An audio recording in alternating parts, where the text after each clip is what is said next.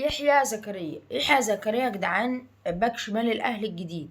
واحد يقول لي يا عم مش انت كنت قلت من فترة توفيق محمد لاعب بتروجيت باك شمال الاهلي الجديد والاهلي تعاقد معاه 4 سنين؟ هقول لك حصل وقلت كده، لكن كان فعلا الاهلي تعاقد معاه 4 سنين.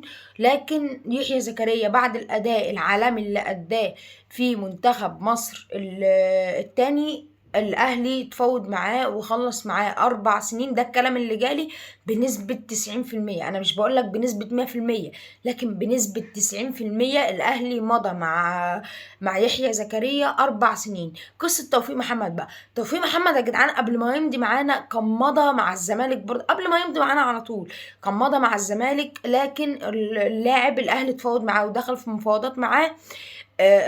توفيق محمد خد عقوده من الزمالك، وجون ادوارد اداله بكل تراضي. كان ممكن يرخم عليه ويقول له ايه، لا انت مضيت وانت اللاعب بتاعنا دلوقتي ومش هنديك عقودك ومش هتمشي الا ما عقدك يخلص.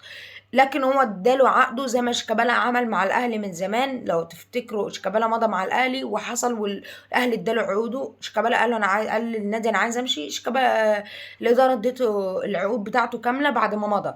لكن توفيق محمد زي ما بقول لكم كان ماضي في الزمالك، وبعدين خد عقوده وجون ادوارد اداها له، وبعدين جه مضى من في الاهلي، والاهلي اداله عقوده. ليه بقى الاهلي اداله عقوده؟ علشان الاهلي اتعاقد مع يحيى زكريا باك شمال غزل المحله.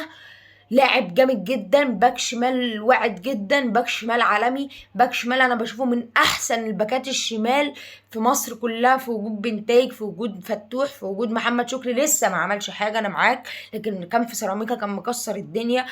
هو من واحد من احسن باكات شمال في مصر حاليا. فالاهلي دلوقتي اتعاقد مع يحيى زكريا باك شمال غزل المحله بعد الاداء المذهل اللي اداه في منتخب مصر التاني. فكل التوفيق ان شاء الله باذن الله. لو الصفقه تمت رسميا، كل التوفيق ليحيى زكريا لاعب النادي الاهلي الجديد باذن الله، ونحل ازمه الباك الشمال اللي عندنا في النادي دي، علشان من بعد معلول والدبيس مش هنعرف نحل باك الشمال، مركز الباك الشمال والازمه اللي في الباك الشمال عندنا بسهوله.